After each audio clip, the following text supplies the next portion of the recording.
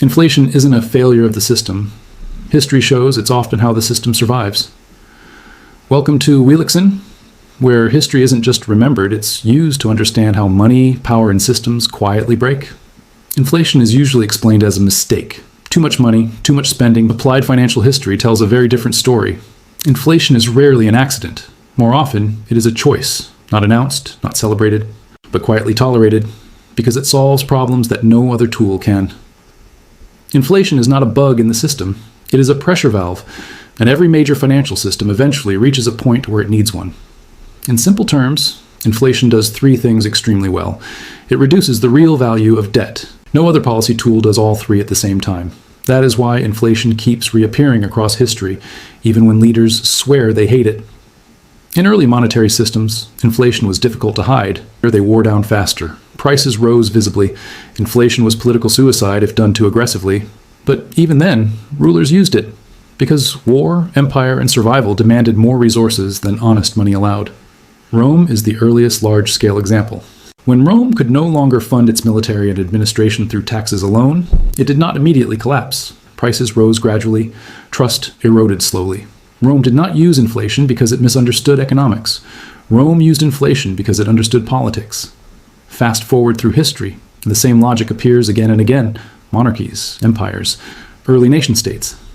The difference is not intention, the difference is sophistication. Today, inflation is rarely described as inflation. It is framed as supply shocks. Temporary pressures? Inflation still performs the same political service it always has. Once currencies were no longer tied to gold or fixed reserves, inflation became easier to manage and easier to justify. Money could expand without immediate collapse. Debt could grow without instant default. And inflation could be spread across millions of people instead of concentrated in one visible event. This is where inflation stops being an economic outcome and becomes cheaply. Budgets can be balanced without cuts. Inflation buys time. And time is the most valuable political resource. Consider government debt. In theory, high debt should force discipline, higher interest rates, lower spending, hard choices to cut spending. They simply let money lose precision. This is why inflation and debt are inseparable. It avoids direct confrontation. Tax increases provoke backlash. Spending cuts cause protests. Defaults create panic. Inflation spreads pain quietly. Most people feel poorer, but few can point to a single cause. Prices rise. Wages lag. Savings erode. No vote was taken. No law was passed. The loss feels personal, not political. This is not conspiracy. It is incentive.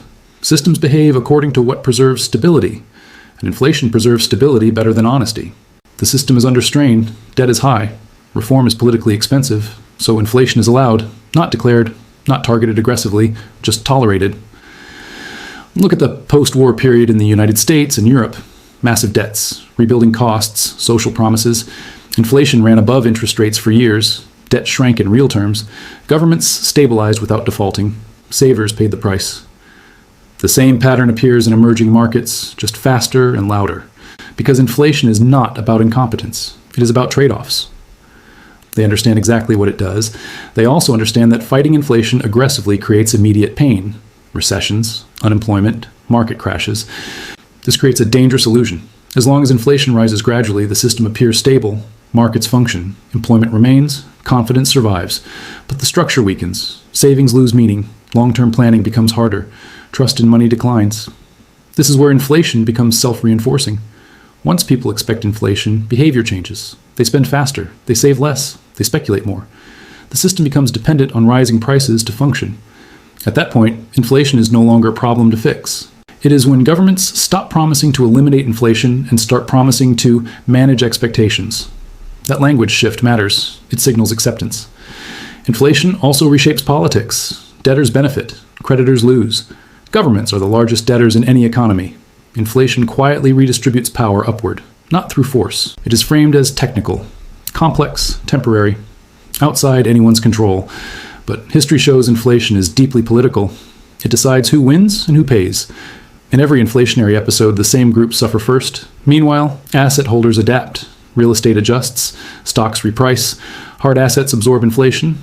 The gap widens, not because of greed alone, because inflation rewards flexibility and punishes trust. It alters behavior. People stop saving. They stop trusting long-term promises. They become short-term oriented. The social contract weakens. It is dangerous because meaning erodes. Money stops being a reliable measure. When measurement fails, planning fails. Inflation almost never ends voluntarily. It ends when the cost of inflation exceeds the cost of reform. That moment is always painful. Interest rates spike, recessions hit, markets break. By the time inflation becomes politically unacceptable, the system has already adapted around it. Removing inflation then feels like removing oxygen. This is where applied financial history warns us.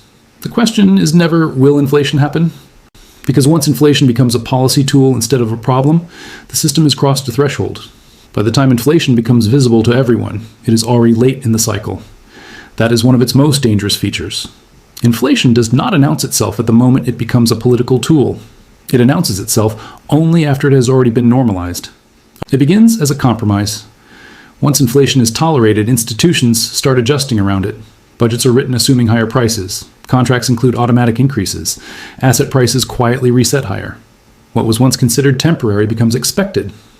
At this stage, governments rarely deny inflation. Instead, they redefine success. From elimination to containment, from correction to communication. This shift is subtle but critical. It signals that inflation is no longer being fought. They start talking about expectations. If expectations are anchored, the problem is considered under control. The lived experience of households becomes secondary. Applied financial history shows that this is the moment when inflation becomes politically useful.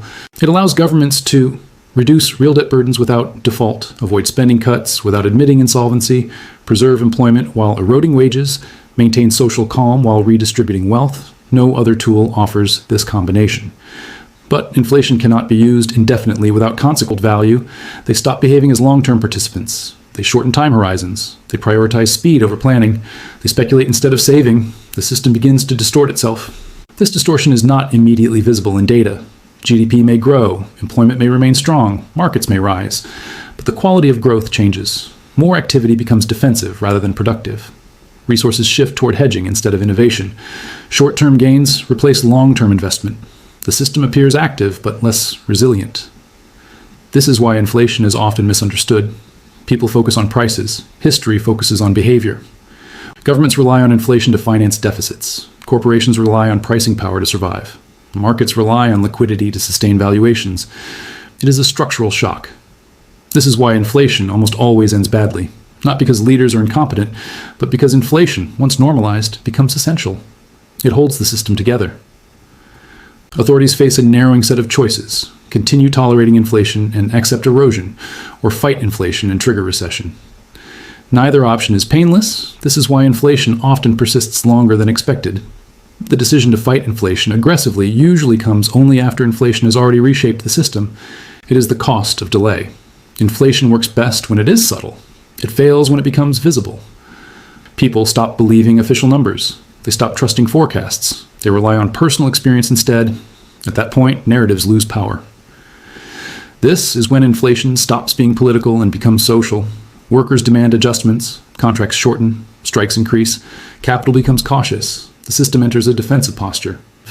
Nice. Applied financial history identifies this phase as the end game, not collapse yet, but loss of coordination. Money still functions, but it no longer organizes behavior efficiently. History shows inflation ends when trust is rebuilt, and trust is far harder to restore than stability. Trust requires discipline. Discipline requires visible sacrifice. Sacrifice requires political courage. This is why inflation cycles are long. Every inflationary era eventually produces a reckoning, not necessarily a dramatic crash. Applied financial history does not treat inflation as a moral failure. It treats it as a predictable outcome of incentives. When they delay adjustment, inflation fills the gap. This is why inflation keeps returning. Not because economists forget history, but because systems repeat incentives. The lesson is not that inflation is evil. The lesson is that inflation is revealing high debt, unfunded promises, political constraints. Inflation is the shadow cast by these choices. Savers, fixed income earners, those who plan long term. Inflation punishes patience. It rewards immediacy. Over time, this changes culture. People stop thinking in decades. They start thinking in months. Financial planning becomes tactical. Security becomes fragile. The social contract weakens quietly.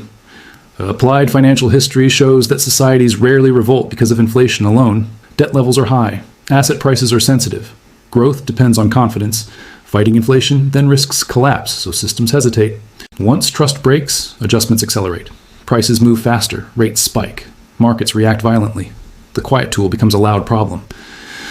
History shows that inflation does not destroy systems by itself. Inflation is rarely accidental, rarely temporary, and never free. Every system that makes that choice pays eventually. The only variable is how. Understanding inflation this way changes perspective. What promises are being postponed? What costs are being shifted? Those questions matter more than price indexes. Applied financial history does not tell you when inflation will end, because inflation is not a mystery. It is a signal. And when inflation becomes policy, the system has already admitted something quietly. It cannot deliver on its promises honestly, so it delivers them slowly. That is why inflation always feels confusing, because it is not designed to be understood. It is political, social, psychological. It reshapes behavior long before it reshapes balance sheets. Inflation is not what breaks systems. It is what systems use to avoid breaking, until avoidance becomes impossible. When inflation persists, history does not ask whether policymakers are trying hard enough. It asks what they are unwilling to face directly. If you want to understand money and power beyond surface explanations, subscribe to Wheelixen.